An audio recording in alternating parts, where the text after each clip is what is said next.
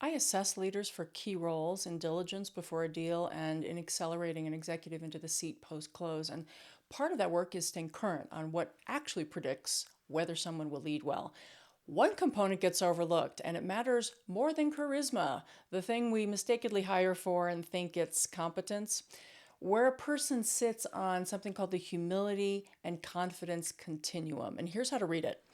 Research dating back to 2013, including the foundational work that first measured this, tells a really consistent story here that if you measure it well, humility is three things: it's an accurate view of your own ability, appreciation of other people's strengths, and teachability. Those three things. Leaders who score high build teams that perform better. The same research found humility can offset lower raw cognitive ability. This is really valuable. It turns out because a teachable person closes a gap that a brilliant one never notices. So you can have, average IQ, but you're going to still perform better than the brilliant person who doesn't figure this out.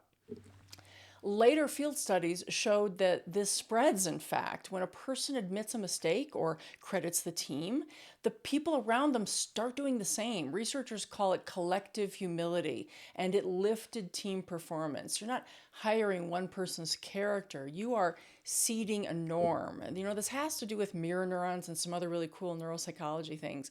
And you know what? The cost of missing it, it's a long line of research showing this mistake. We mistake confidence for competence, charisma for competence.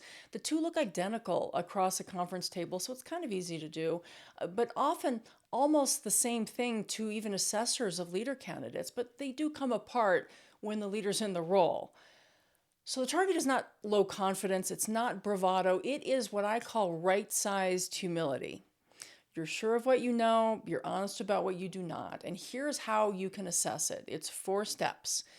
You define the target before you meet any candidate. Decide what right-sized humility looks like for this role, this context. So you are measuring against a standard instead of a first impression. Those are fraught with biases, yours and other people's. Step 2, don't ask about it in candidate interviews. The interview rewards the self-promotion that you are trying to screen out. Assess where they are on this humility confidence continuum through back channel. Now let's get into back channel. Ask references for instances. This is step 3. Don't ask them about ratings. Not was she humble. Ask them to tell you about a time when she was wrong about something that the team got right and what she did next. A thin answer tells you one thing, a specific story tells you another. Step 4, triangulate and correct for your own biases. Use more than one source. Weight the people who reported to the candidate over the ones who reported that candidate reported to, and name the distortions that you bring with you.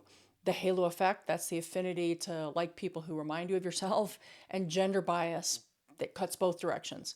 We call the same behavior a strength in one person and a weakness in another. That's just how humans are. So you can't take the noise out of a human judgment, but you can build a process that significantly lowers it. Find where a leader sits on this continuum and hire the one who holds confidence and humility at the same time. That is the component most people skip. It is the one that predicts performance most.